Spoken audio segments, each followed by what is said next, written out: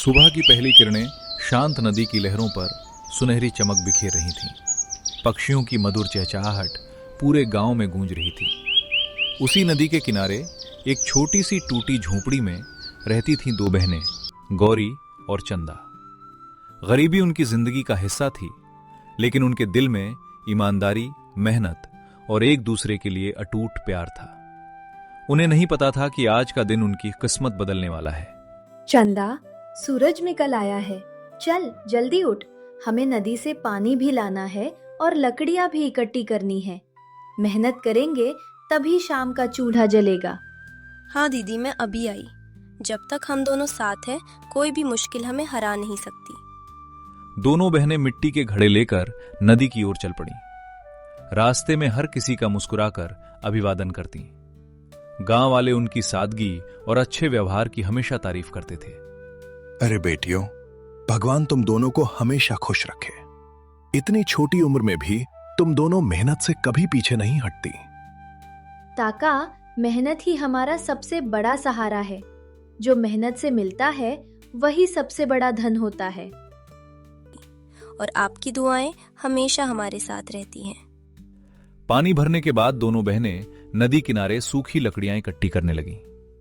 तभी चंदा की नजर नदी के किनारे आधी रेत में दबे एक पुराने लकड़ी के संदूक पर पड़ी। दीदी, इधर देखो, रेत में कुछ दबा हुआ है।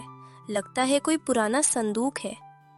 सावधानी से निकालते हैं, पता नहीं ये किसका हो। बिना जाने इसे खोलना ठीक नहीं होगा। दोनों ने मिलकर संदूक को बाहर निकाला।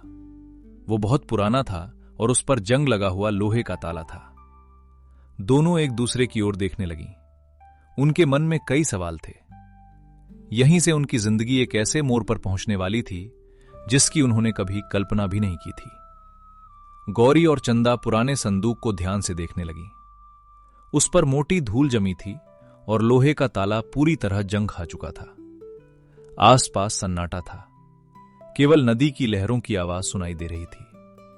दोनों समझ नहीं पा रही थीं कि अब क्या करें। दीदी, अगर इसमें किसी गरीब का सामान हुआ तो हमें उसके असली मालिक को ढूंढना चाहिए। बिल्कुल, पहले देखते हैं कि इसे बिना नुकसान पहुंचाए खोला जा सकता है या नहीं। लेकिन याद रखना, जो भी निकलेगा उस पर हमारा हक नहीं होगा।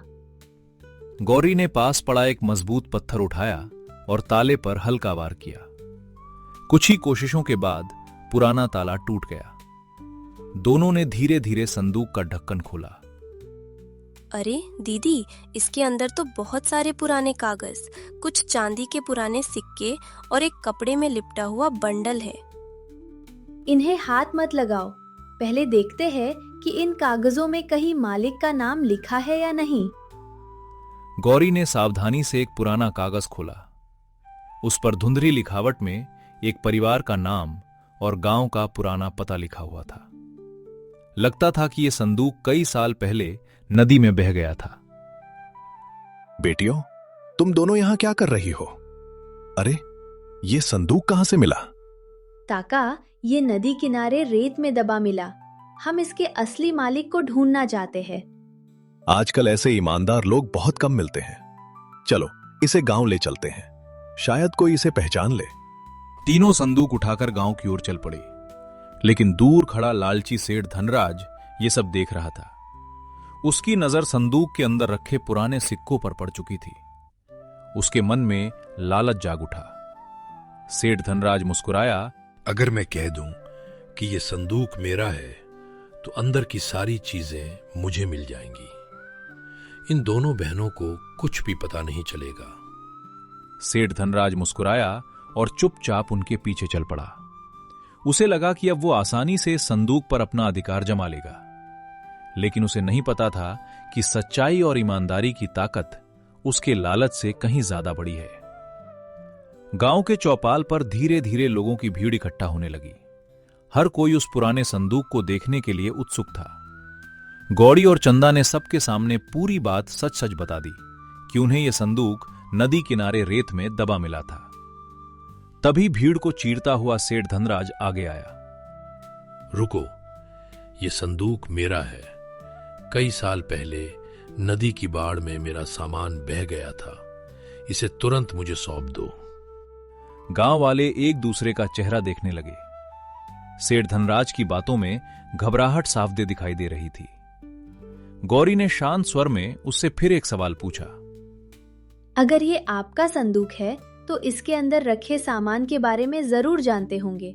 बताइए, इसमें क्या है? उसमें सोने के गहने, बहुत सारे कीमती सिक्के और मेरा व्यापार का सामान है। गौरी ने धीरे से संदूक खोला।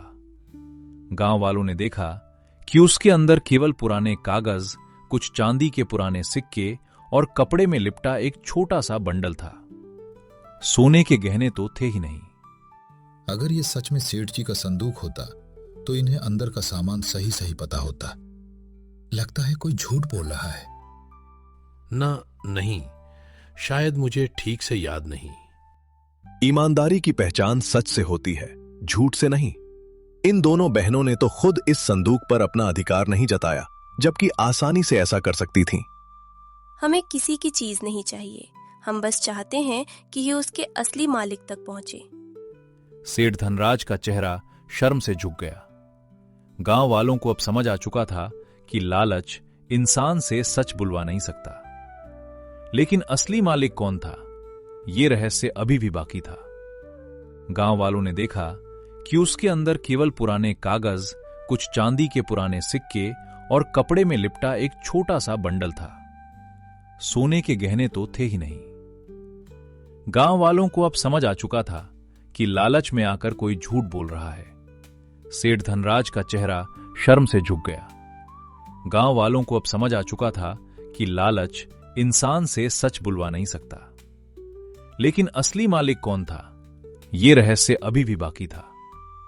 भीड़ के पीछे खड़ा एक बूढ़ा यात्री कांपते कदमों से आगे बढ़ा।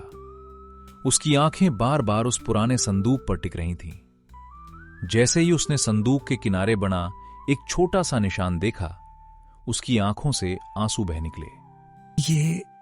ये संदूक मेरा है। कई साल पहले भयंकर बाढ़ में मेरा घर और मेरा सारा सामान नदी में बह गया था। मैंने इसे बहुत ढूंढा, लेकिन कभी नहीं मिला। बाबा, अगर ये आपका है तो कृपया बताइए इसके अंदर क्या रखा है? इसके अंदर मेरे परिवार के पुराने कागज, कुछ चांदी के सिक्के और मेरी पत्नी की आखिरी निशानी। एक कपड़े में लिपटा हुआ चांदी का छोटा सा कंगन है। गौरी ने धीरे से कपड़े का बंडल खोला। उसके अंदर वही पुराना चांदी का कंगन रखा था। यह देखकर पूरा गांव समझ गया कि बूढ़ा यात्री ही उस संदूक का असली मालिक है। बाबा, आपकी अमानत आपको वापस मिल गई।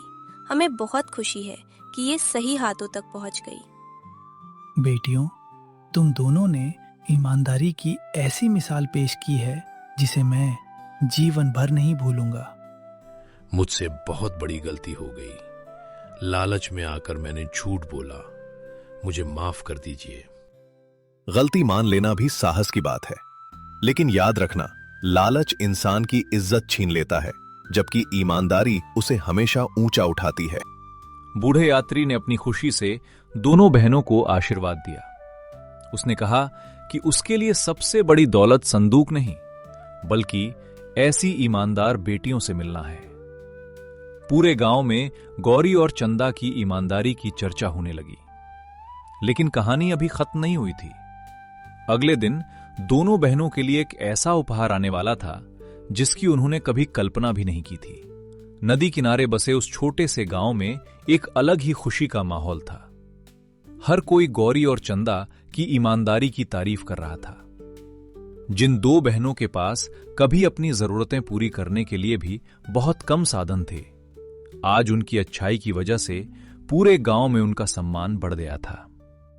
गौरी और चंदा ने साबित कर दिया कि इंसान की असली पहचान उसके धन से नहीं, बल्कि उसके अच्छे कर्मों से होती है। आज के समय में ऐसी ईमानदारी बहुत कम देखने को मिलती है। उसी समय बूढ़ा यात्री फिर से दोनों बहनों की झोपड़ी पर पहुंचा। उसके हाथ में कुछ सामान था और चेहरे पर खुशी की मुस्कान थी। बेटियों, मैं तुम्हें कोई बड़ा धन नहीं दे सकता, क्योंकि मेरी सबसे बड़ी दौलत मेरी यादें हैं। लेकिन मैं तुम्हारे लिए कुछ ऐसा लाया हूं जिससे तुम्हारी मेहनत आसान हो सके। बाबा, हमें कुछ नहीं चाहिए। आपकी खुशी और आशीर्वाद ही हमारे लिए सबसे बड़ा उपहार है। तुम्हारे जैसे नेक दिल लोगों को मदद देना मेरा सौभाग्य है। इसे मेरी तरफ से एक छोटी सी भेंट समझो। बूढ़े यात्री ने उन्हें खेती के अच्छे बीज, कुछ जरूरी सामान और काम शुरू करने के लिए सहायता दी। गौरी और चंदा ने उस मदद का सही उपयोग किया। उन्होंने मेहनत करके नदी किनारे एक छोटा सा सुंदर बगीचा तैयार किया। देखो चंदा, मेहनत और ईमानदारी कभी बेकार नहीं जाती। आज हमारे पास जो कुछ है वो हमारे अच्छे कर्मों की रेड्यूसेस से है। हाँ दीदी, और हमें हमेशा दूसरों की मदद करते रहना चाहिए।